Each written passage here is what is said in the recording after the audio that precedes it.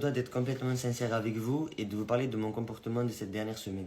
C'est vrai qu'en revoyant les images, je ne me reconnais plus. Ce n'est plus le Marwan qui était venu il y a un mois ici à la Queen House, c'est-à-dire celui qui était drôle, celui qui donnait le sourire, celui sur qui tu pouvais t'épauler quand tu étais triste. Actuellement, je pense sincèrement que je me suis perdu. Aujourd'hui, quand je parle avec les gens, je les blesse, c'est que je devienne blessant, alors que je ne suis pas du tout comme ça de base. Ce qui fait qu'aujourd'hui je suis comme ça, c'est parce que je mélange la vraie vie et les réseaux sociaux. Et aujourd'hui, je m'en rends compte. Avec les caméras, je me mets une pression qui fait que j'extrapole les choses.